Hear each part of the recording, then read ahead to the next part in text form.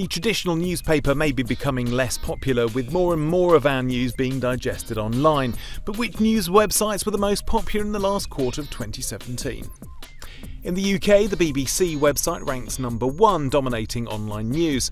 Yahoo is in at number 2, with online versions of more traditional newspapers making up the rest of the top 5. In the US, at number 3 is CNN.com, with MSN.com at number 2, but sports news dominated. Now, ESPN always has a great Q4. It's the perfect storm of American sports. You've got the World Series, the heating up of both the professional and college football seasons, as well as the start of the NBA season. In fact, ESPN's rise is part of a broader pivot to sports that we saw in Q4 more generally, with a number of different sports websites trending up. But ESPN is particularly remarkable in that their rise in Q4 was clearly more than just seasonality. The rest of the top 10 gives some insights into what makes the US tick. We start to get a sense of some of the broader social trends weighing heavily on the American mindset, such as political polarization.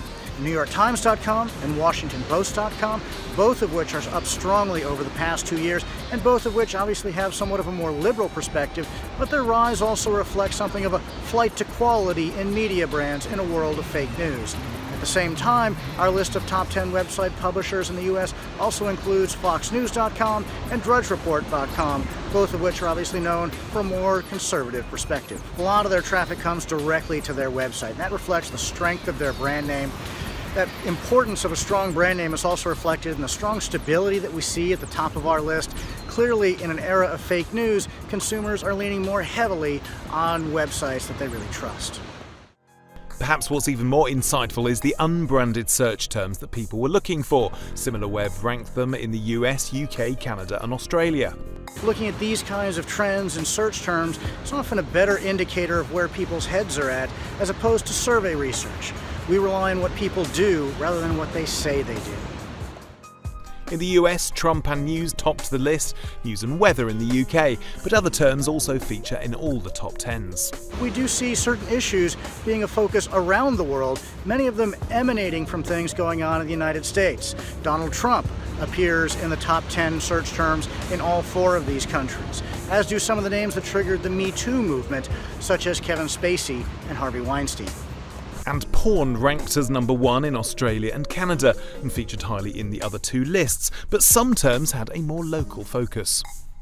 Of course, there are a lot of cross-country differences in these non-branded search terms as well. In the United States, many people were searching for net neutrality. In Canada, many people were interested in a college strike going on. In the UK, there was a surge in searches around Brexit and Bitcoin. And in Australia, Q4 was a time of extremes in weather, and that was reflected in a number of weather-related search terms at the top of their list.